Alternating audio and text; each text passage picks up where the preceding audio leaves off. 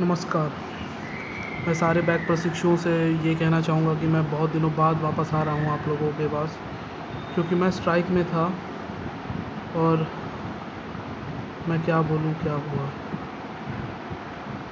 दिल दहला देने वाली चीज़ें हुई और मैं आपके सामने क्या ही बोल सकता हूँ कि क्या हुआ और क्या होना चाहिए था। बट सरकार ने हमारी कोई बात नहीं सुनी। पूरे आंदोलन के साथ हम लोगों ने 12 तारीख से एक धरना दिया। आंदोलन चरम पे था और इको गार्डन में जो घटनाएं घटी और शिक्षक मंत्री निवास के सामने जो घटनाएं घटी वो निंदनीय थी। घोर निंदा करता हूँ मैं इसकी। और मेरे 3 भाई बैक प्रशिक्षु भाई इस वक्त अस्पताल से डिस्चार्ज हुए हैं। आज ही मैं उन्हें लेके आया हूँ। सिर्फ एक छोटी सी बात थी जिसको बहुत बड़ा बना दिया गया और ये सरकार हमारी बातें नहीं सुन रही। ये सरकार भी कह लीजिए या फिर शिक्षा मंत्री अपने हठी स्वभाव के हिसाब से उन्होंने हट कर दिया और एक बड़ा ही अजीब सा पासा फेंक दिया कि बैक प्रशिक्षुओं का एग्ज़ाम जनवरी में होगा। वो भी मुंह से बोला है, कहीं लिखित कहीं कुछ नहीं दिया है, कोई जियो नहीं लाया है। जनवरी में क्या होगा किसी को कुछ नहीं पता। और अब जनवरी में होता है तो पता नहीं कब रिज़ल्ट आएगा। बात ये भी है, एग्ज़ाम भी बहुत लेट हो रहे हैं, एग्ज़ाम भी बहुत मुश्किल से हो पा रहे हैं। तो मैं सारे बैक प्रशिक्षु भाइयों से ये बस एक दुआ कहूँगा कि एक रास्ता बचा है, बस अब सिर्फ एक फाइनल रास्ता है।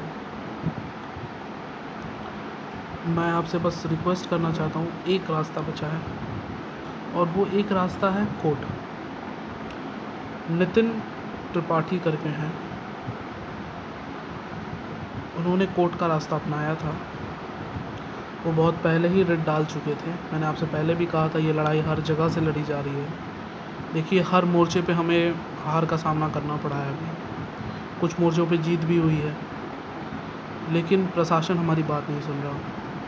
तो सुनिए, मेरी बात एक ये है कि जब प्रशासन नहीं सुनता है ना, तो देखिए कोई भी सुपर पावर होता है तो उसके ऊपर एक सुपर पावर ज़रूर होता है उसे देखने के लिए।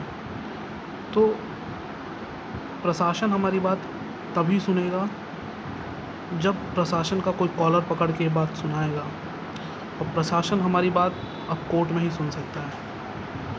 देखिए कोर्ट एक ऐसी जगह है ना जहाँ पे 2 डिस्प्यूट्स को सॉल्व करने के लिए कोर्ट बना है।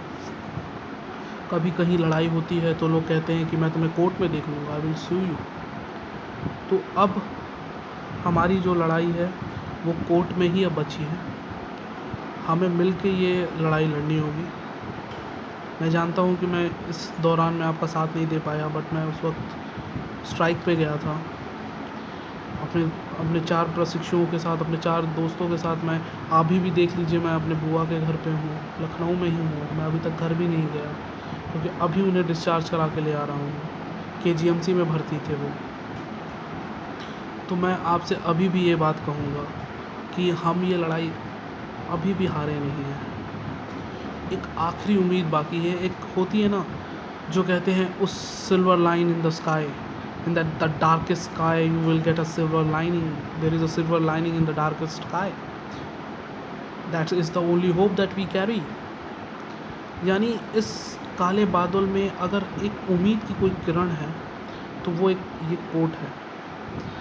देखिए तादाद बहुत कम थी और प्रशासन ने हमें दबा दिया। अगर हमारी तादाद उस वक्त ज़्यादा रहती, मैंने 16 तारीख को भी कहा था कि अगर हमारी तादाद ज़्यादा रहती, 6 तारीख को भी मैंने कहा था। 6 तारीख को जब हम गए थे SCRT के पास, तो मैंने कहा था 6 तारीख से ही मैं अफसोस चिल्ला रहा हूँ। अगर उस वक्त भी हमारी तादाद ज़्यादा रहती तो ये प्रशासन हमारे सामने झुक गया होता। आज 10 दिन हो गए हैं इस लड़ाई को लड़ते हुए।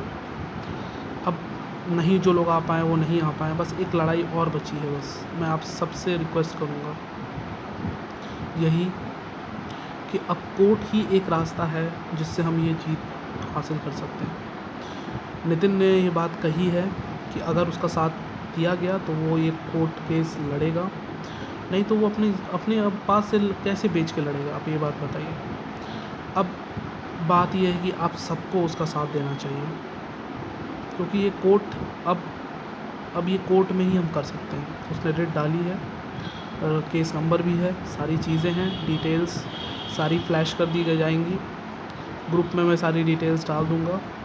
और मैं आप सभी से रिक्वेस्ट करूँगा कि अब अगर इस लड़ाई को जीतना है तो कोर्ट ही एक सहारा है। बहुत सारी लड़ाइयाँ कोर्ट में जीती गई हैं, पूरे प्रशासन को झुकाया गया है।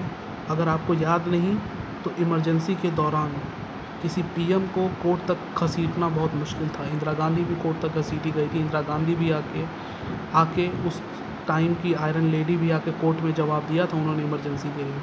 तो कोर्ट एक ऐसा रास्ता है जहाँ योगी आदित्यनाथ भी आएंगे, जहाँ हमारे शिक्षक मंत्री भी आ सकते हैं। तो मैं आप सबसे यही कहूँगा, योगी आदित्यनाथ जी तो भली बात इस चीज़ से परिचित हैं कि नहीं हैं, लेकिन शिक्षक मंत्री जी तो इस बात से बहुत ही परिचित हैं। तो मंत्री जी से मैं बस आप लोगों से यही रिक्वेस्ट करूँगा कि पीएनपी और एससीईआरटी के ख़िलाफ़ जो कोर्ट में आप केस दाखिल किया गया है, उसमें आप सिर्फ चंद रुपयों की मदद करनी है। उन चंद रुपयों से वो बंदा केस लड़ेगा, आप सबको हर चीज़ मिलेगी और कोर्ट में हमें स्टे मिल सकता है। अगर स्टे मिला फिर कोर्ट उनसे पूछेगा क्योंकि बैक प्रशिक्षुओं को प्रमोट क्यों नहीं किया। देखिए, मैं जानता हूँ कोर्ट का रास्ता थोड़ा सा लंबा हो सकता है, ठीक है। Justice can be delayed but justice can't be denied. मैंने उस दिन भी आपसे ये बात कही थी। तो मैं आप सबसे बहुत भारी दुख और भारी दिल से ये बात रिक्वेस्ट करूँगा, एक लास्ट लड़ाई है, एक लास्ट होप है, कोर्ट का सहारा लीजिए। जो बंदा कोर्ट में लड़ने जा रहा है उसका साथ दीजिए। कम से कम घर बैठ के तो आप साथ दे ही सकते हैं, भले आप अपनी पढ़ाई 3rd सेमेस्टर और बैक पेपर पढ़ते रहें, लेकिन आप जो बंदा कोर्ट जा रहा है उसका तो साथ दे सकते हैं। तो नितिन का आप साथ दीजिए, और नितिन ने कोर्ट का सहारा लिया है, और मैं आप सबसे यही बात रिक्वेस्ट करूँगा कि आप भी कोर्ट का सहारा अगर वो ले रहा है तो आप लोग उसका साथ दें। और हमेशा याद रखें, लड़ाई तब तक लड़नी होती है जब तक जीत हासिल ना हो जाए। मैंने पहले भी कहा था, गिव अप मत करिए। आपको क्या पता ये आखिरी कोशिश ही आपकी वो कोशिश हो जो आपको जीत के बहुत करीब ले जाए।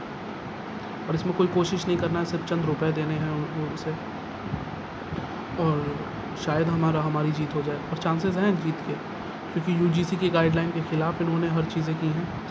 सरकार जो भी पीएनपी और एससीईआरटी ने अपना मनमाना खेल खेला है उसके ख़िलाफ़ हम कुछ कर सकते हैं। और मैं आप सबसे रिक्वेस्ट करूँगा कि साथ दीजिए, मेरा नहीं, कम से कम खुद का। और मैं आप सबसे रिक्वेस्ट करूँगा कि नितिन के केस में आप मदद करिए। ये तो आखिरी उम्मीद है, यही वो एक आखिरी लड़ाई है जब हम लड़ सकते हैं, और यही वो आखिरी लड़ाई है जो हमें जीत की ओर ले जाएगी। हर मोर्चे पे हमें थोड़ा हार मिला है, लेकिन एक मोर्चा अभी भी खुला हुआ है जहाँ सरकार का भी नहीं चलेगा, वहाँ हमारी सुनी जाएगी। वकील थोड़े महंगे होते हैं, लेकिन आपका पक्ष वो बहुत अच्छे से रखेंगे। इसलिए मैं आपसे कहूँगा कि कोर्ट ही एक वो रास्ता बचा है, चलिए आप जो बंदा लड़ने जा रहा है आप उसका मदद करिए ताकि वो केस लड़ सके। अकेले कोई नहीं लड़ पाएगा, क्योंकि कोर्ट कचहरी थोड़ी महंगी होती है। तो मैं आपसे आखिरी बार कहूँगा, मैं बहुत थका हुआ हूँ, आप मेरी आँखों में देखिए, और मैं आप सबसे रिक्वेस्ट करूँगा कि इस लड़ाई में साथ दीजिए। इंशाल्लाह जीत हमारी होगी। उस भगवान पर भरोसा रखिए, जिस भी धर्म को मानते हैं उस पर भरोसा रखिए, और इस कोर्ट के रास्तों को अपनाने में मदद करिए। जय हिंद। और बैक प्रशिक्षु जिंदाबाद।